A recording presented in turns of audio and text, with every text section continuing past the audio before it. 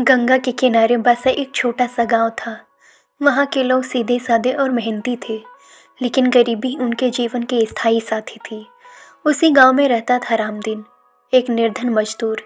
उसकी पूरी दुनिया उसकी पत्नी सीता और छोटा बेटा मोहन थे। एक दिन भयानक बाढ़ आई।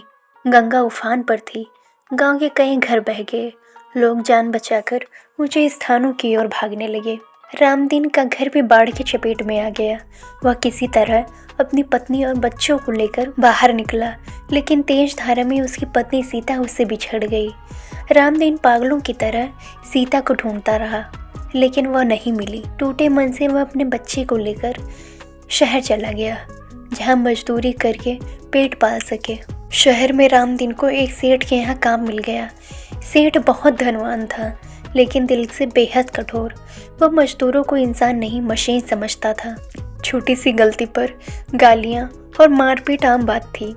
एक दिन काम करते हुए रामदीन बहुत थक गया।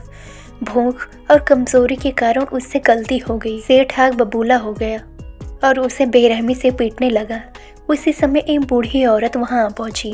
वह रोते हुए बोली, बेटा इसे छोड़ दो, ये बहुत गरीब है। रामदीन ने उस बूढ़ी औरत की ओर देखा। वह उसकी खोई हुई पत्नी सीता थी, जो बाढ़ के बाद किसी तरह बच गई थी, लेकिन समय और दुखों ने उसे बूढ़ा बना दिया था। यह दृश्य देखकर सेठ स्तब्ध रह गया।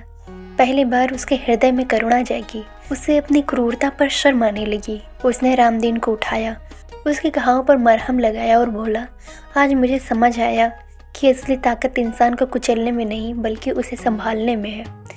सेठ ने रामदीन को नौकरी से नहीं निकाला, बल्कि उसे स्थायी काम और रहने की जगह दे दी। सीता के इलाज का पूरा खर्च भी उसी ने उठाया।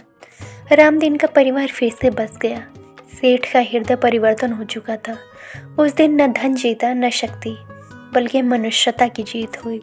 अगर यह कहानी आपको अच्छी लगी हो तो हमारे चैनल को लाइक कीजिए, शेयर कीजिए और सब्सक्राइब कीजिए।